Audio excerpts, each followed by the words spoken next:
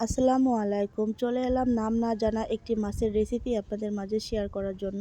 তো মাছটা রান্না করার জন্য আমি কড়াইয়ে তেল, লবণ, হলুদ এবং পেঁয়াজ দিয়ে ভালোভাবে কষিয়ে নিয়ে আমি আমার নাম না জানা মাছটা দিয়ে ভালোভাবে কষিয়ে নেব।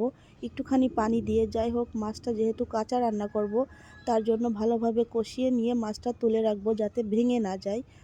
আর এই মাছটার নাম যদি আপনারা কেউ জেনে থাকেন আমাকে অবশ্যই কমেন্ট করে জানাবেন। আমি কিন্তু মাছের নাম জানি না, তবে এটা তেলাপিয়া মাছ না।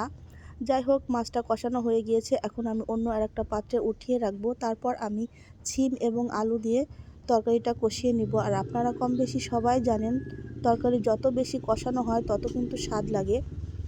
আর আমি কিন্তু খুব বেশি করে তরকারিটা কষাই, কারণ মজা একটু বেশিই লাগবে। যাই হোক ভালোভাবে অনেক সময় নিয়ে আমি সিম এবং আলু কষিয়ে নিয়েছি। আর কষানো হয়ে যাওয়ার পর কিন্তু আমি ঝোলের পানি দিয়ে দিলাম।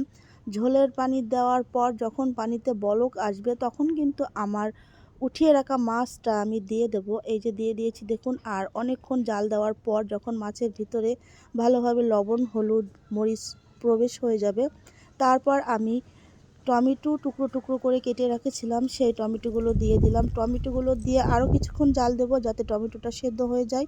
আর এই হচ্ছে আমার তরকারির ফাইনাল লুক। তো বন্ধুরা, আপনারা মাছের নাম জানলে অবশ্যই আমাকে কমেন্ট করে জানাবেন। আর এভাবে কষিয়ে মাছ রান্না করে খেয়ে দেখবেন কেমন লাগে। আল্লাহ হাফেজ।